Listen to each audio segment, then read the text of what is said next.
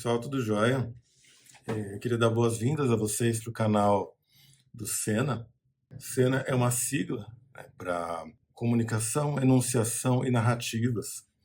E é um grupo de pesquisa, atualmente um grupo Ronin, né, um grupo sem instituição, mas que surge num programa de pós-graduação em comunicação. E esse grupo reúne pesquisadores e pesquisadoras que estudam narrativas nas suas mais diversas formas, né? Narrativas de ficção e de não ficção, nos mais diversos suportes midiáticos, né, linguagens expressivas. Então a gente pode pensar em narrativas de prosa, com literatura brasileira do século XX, com o chamado jornalismo literário, ou histórias em quadrinhos também, de ficção e não ficção, reportagens em quadrinhos, quadrinhos de super-heróis,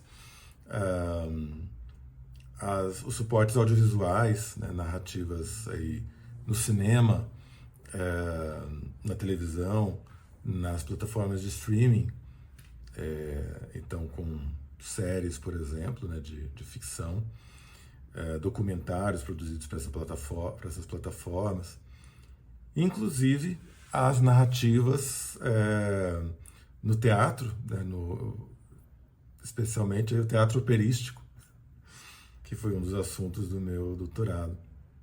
Então vocês podem ver que esse é um grupo que está encantado pelas narrativas, fascinado, instigado pelas narrativas das suas mais diversas formas, né? Não importa de onde, não importa de quando.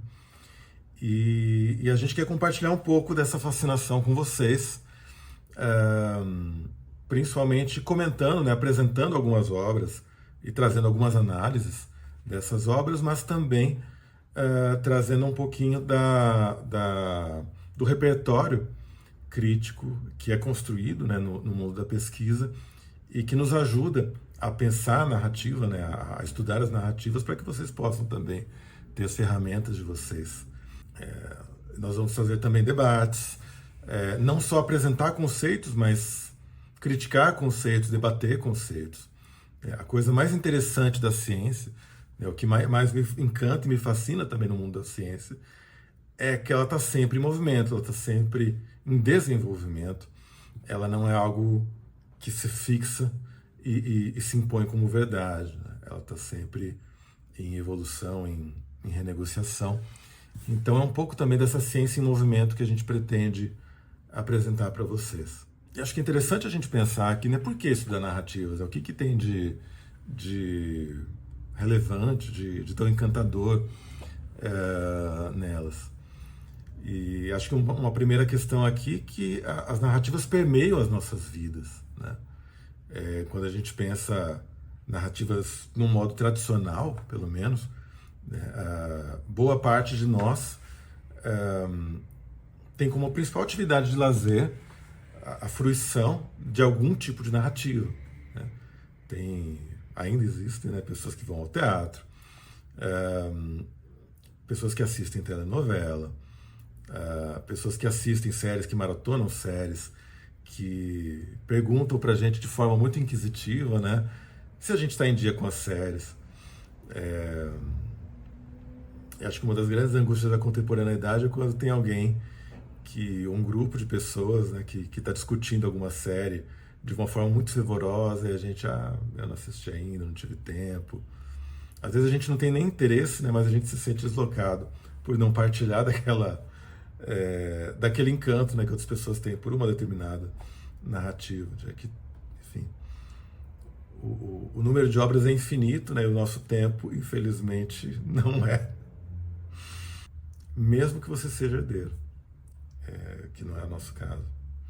Mas também, então a gente tem essas narrativas na dimensão do lazer, mas também as narrativas que a gente constrói quando a gente vai, enfim, pessoas que têm aí companheiras, companheiros que, enfim, chegam em casa e vão contar como foi seu dia, e a gente constrói, né? A gente realiza uma organização ali, uma síntese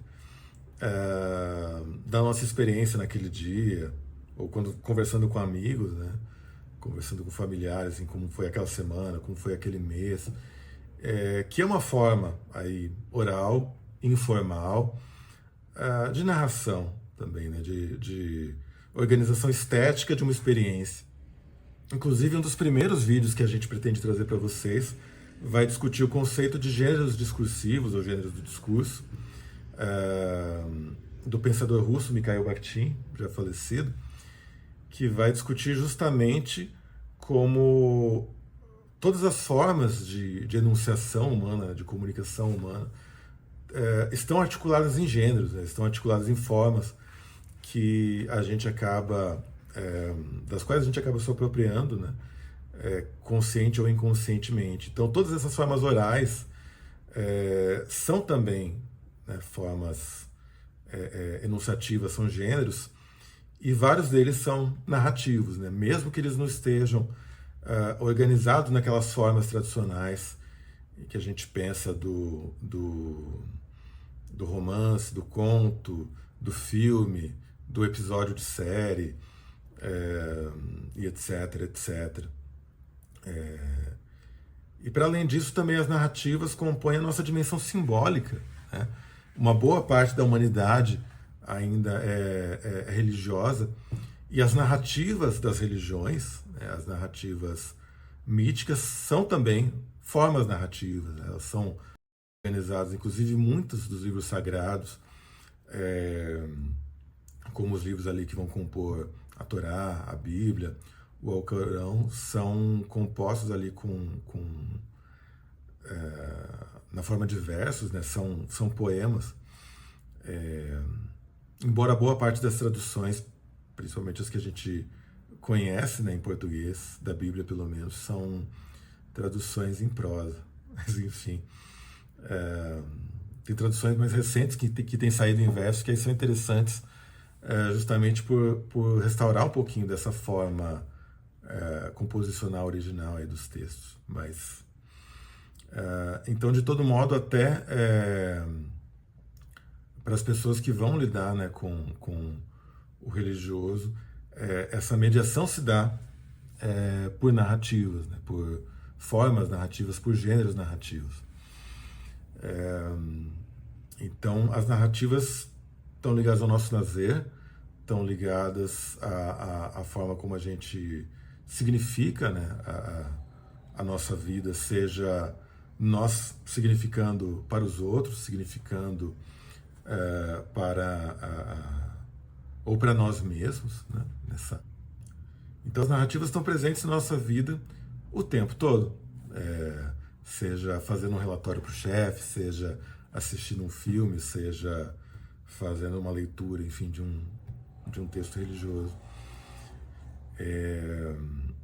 Então, elas estão ligadas à forma como a gente se diverte, à forma como a gente reflete, muitas vezes, sobre o mundo, sobre, enfim, o simbólico, né, o sagrado, e sobre a forma como a gente cria significados para a nossa própria vida.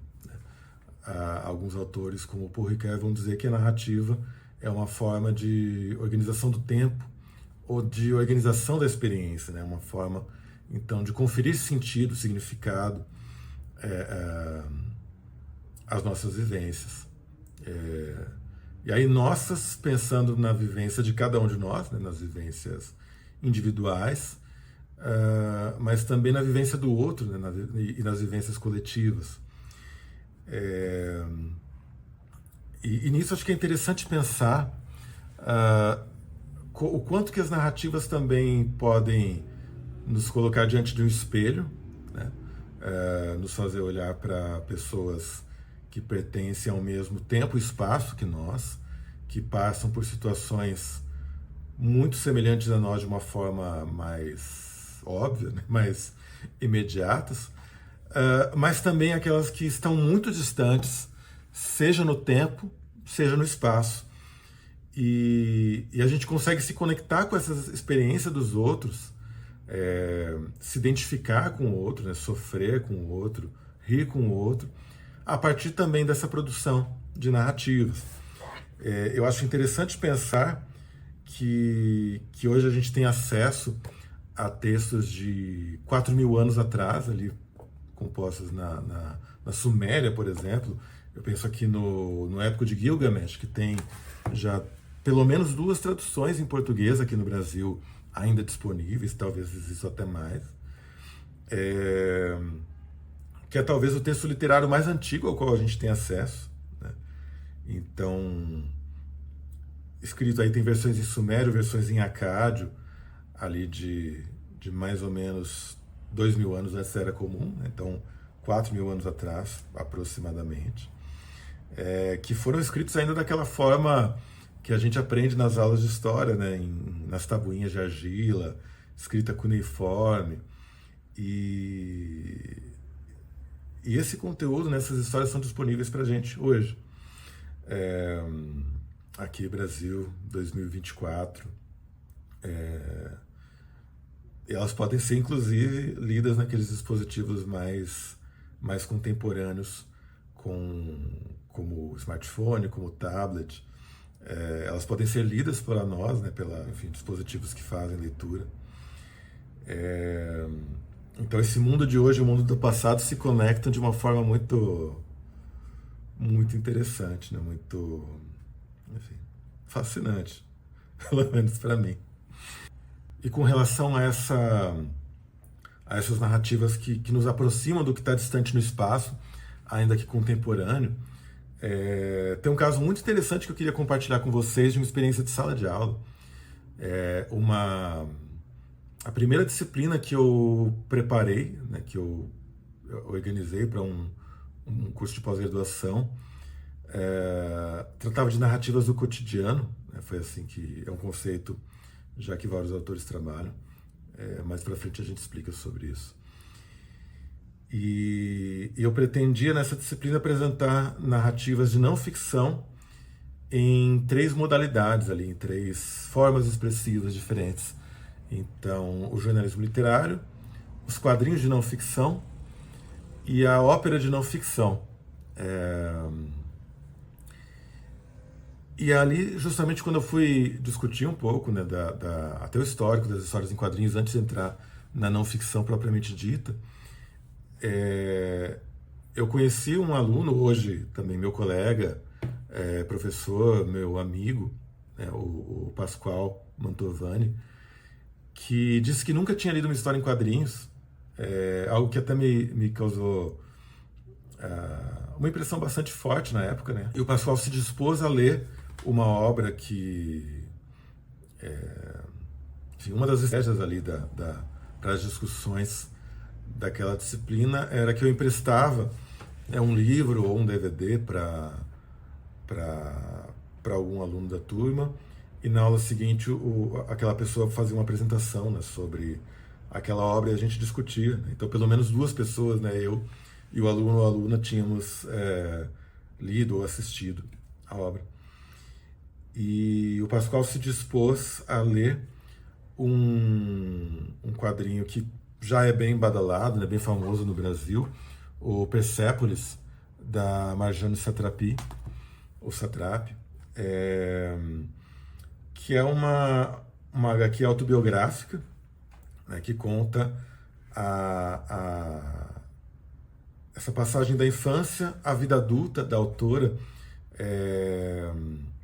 inicialmente ali no Irã,